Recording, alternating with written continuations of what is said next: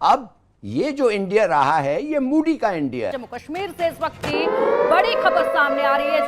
पाकिस्तान अपनी नापाक हरकतों से बाज नहीं आ रहा। सीमा पर भारत के खिलाफ लगातार वो साजिशें रच रहा है, लेकिन भारतीय जवानों की मुस्तैदी ने पाकिस्तानी साजिश को एक बार फिर से नाकाम कर दिया। वहां पर एलओसी पर 7 पाकिस्तानी घुसपैठियों को ढेर किया गया है।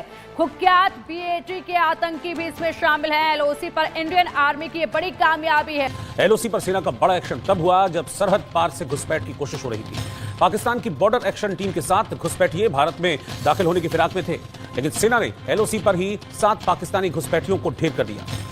7 पाकिस्तानी आतंकवादी, अगर आप देखें तो टेक्निकली इनमें 4 अल बद्र के आतंकवादी थे और 3 पाकिस्तानी आर्मी के बॉर्डर एक्शन टीम थी। पाकिस्तान को तीनों तरफ से मार पड़ रही है और पाकिस्तान क्रॉस बॉर्डर टेररिज्म है, पाकिस्तान की जो कैंसर है वो पाकिस्तान की बॉडी को खा रहा है। वो हिंदी समझता है और अगर उसके कुछ जहन में अकल है तो ये समझ ले, taking a fight with India, Bharat से लड़ाई पाकिस्तान को पुगी क्या आज तक?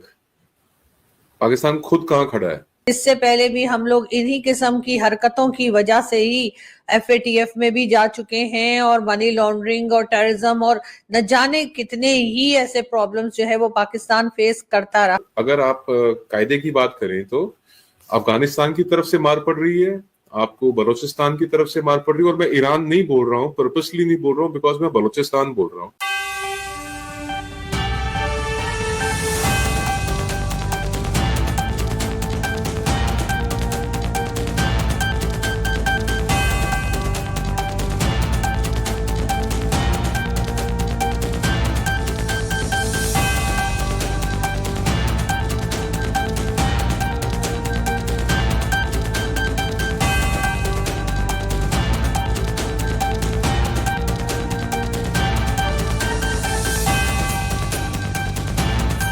क्रॉस बॉर्डर टेररिज्म है, पाकिस्तान की जो कैंसर है वो पाकिस्तान की बॉडी को खा रहा है।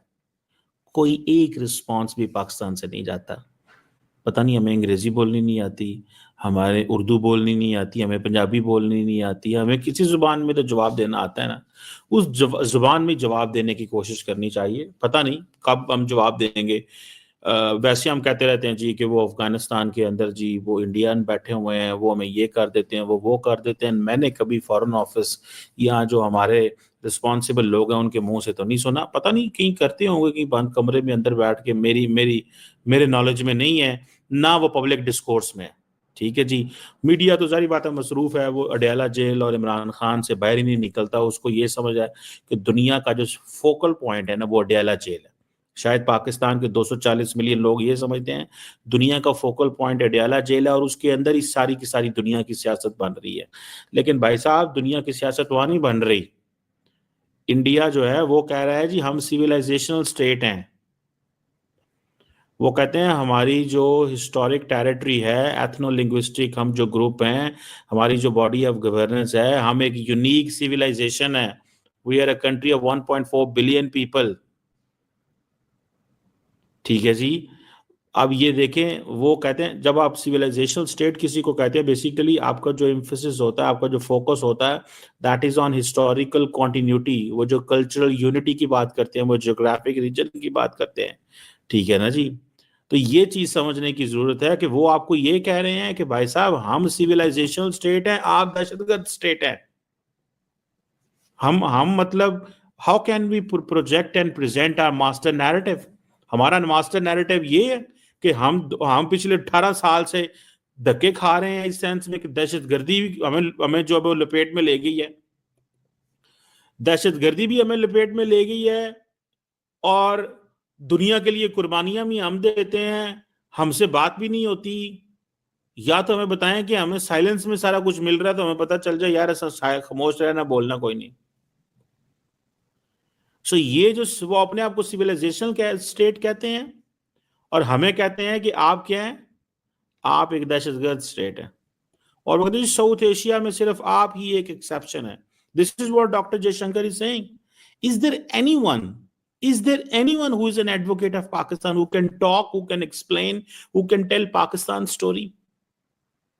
So if Bangladesh is saying that they have a problem with India, if Maldives was saying that it had a problem with India in the past, or during the campaign of President Mozu, they were explaining the word that we are going to expel the Indians from Maldives, Indian soldiers. Pakistan को ये बातें नजर नहीं आती। वो जो narrative बना रहे हैं, वो जो कहानी सुना रहे हैं, वो दुनिया के दिलों में तीर कर रहा है। वो दुनिया के दिलों में वो बात जा रही है और असी की कर रहे हैं। असी ये जी खुश हैं कि हमारे टीवी पे जनाब इमरान खान साहब और वो सारी बातें चल रही। कुछ यकीन करके माने, कोई समझ नहीं आती। वो अमेरिका को पता है वो क्या कहते हैं, वो अमेरिकन को क्या कहते हैं? वो अमेरिकन को कहते हैं कि हम अब हमारे अंदर अब कोई हेजिटेशन नहीं है, हमारी लॉयल्टी का टेस्ट ना लें। हम तो लॉयल रहे हैं यार, हमने तो दुनिया के साथ मिलकर सारी की सारी अमन लाने की कोशिश की है। आज हम रीजनल अप्रोच नहीं बना सकते। इससे पहले भी हम लोग इन्हीं किस्म की हरकतों की वजह से ही FATF में भी जा चुके हैं और मनी लॉन्ड्रिंग और टेररिज्म और न जाने कितने ही ऐसे प्रॉब्लम्स जो है वो पाकिस्तान फेस करता रहा है। लेकिन एक बार फिर जो है यही देखने में आ रहा है कि खैर कहा तो ये गया हाफिज सईद के लिए भी, जो कि अनमोल रतन हमारे जो है, उनमें हाफिज सईद का नाम कौन नहीं जानता, लेकिन हाफिज सईद के लिए कहा गया कि जिसको हाउस अरेस्ट किया गया है, ये लाहौर में है, हाउस अरेस्ट है। लेकिन कई लोगों ने कई बार ये भी कहा कि उसको मुख्तलिफ किस्म के इवेंट्स में देखा गया है, तो इसका मतलब तो यही है कि वो बाहर भी निकल सकता है और किसी ना किसी इवेंट्स में भी शिरकत कर सकता है, जो कि एक बहुत गलत बात है। और पाकिस्तान को प्रॉपर तरीके से इन लोगों को पकड़ के जो है सजा देनी चाहिए, ना कि इनको सजा बना के रखा हुआ है। लेकिन बात सारी वही है कि हमारे लिए तो जी अनमोल रतन है, हमारे लिए तो ये नेशनल हीरो हैं और इसीलिए इनको इतना बचा के रखा जाता है। बल्कि एक टीवी डिबेट के अंदर तो हमारे यहाँ की एक जो पॉलिटिशियन है वो ये भी कह चुकी हैं कि हाफिज सईद को तो हमने जेल में इसलिए रखा हुआ है क्योंकि हिंदुस्तान की तरफ से खतरा है कि कहीं हिंदुस्तान के लोग इसको मार ना डालें, उड़ा ना दें, इसलिए हमने इसको बचाने के लिए हाउस अरेस्ट किया है। वरना ये हमारे लिए हीरो है, ये हमारे लिए कोई मुजरिम नहीं है, ये हमारे लिए टेररिस्ट नहीं है। बाकी यूनाइटेड नेशन गई जैसे कहते हैं ना तेल लेने, कि यूनाइटेड नेशन ने अगर कह भी दिया है कि ये लोग टेररिस्ट हैं तो उसमें हम तो मानते नहीं है भैया। हम तो तभी मानेंगे जब हमारा नुकसान होगा, और हमारा नुकसान हो रहा है लेकिन इसके बावजूद अभी तक हम मानने को तैयार। पाकिस्तान तो मतलब पाकिस्तान कान मेक इट्स वे, पाकिस्तान तो अपना रास्ता नहीं बना सकता। ठीक है जी, उसको पाकिस्तान के लिए मुश्किल हो जाए। अब माजरा चाहता हूँ, इन चीजों के ऊपर हो रहा है इंटेलिजेंस शेयरिंग, ठीक है, बॉर्डर सिक्योरिटी। अब जो इंटेलिजेंस शेयरिंग है ना, ये इंपॉर्टेंट है। मैं आपको बात बताऊं, इंटेलिजेंस शेयरिंग ये इसलिए ज़रूरी है कि हमने चाइना जैसा मुल्क जिससे हमारे साथ इकोनॉमिक पार्टनरशिप शुरू की, हमने उसके साथ भी अपने मामलात को सिक्योरिटी में ले आए हैं। सो करना हमने कारोबार था, और कर हम क्या रहे हैं, सिक्योरिटी।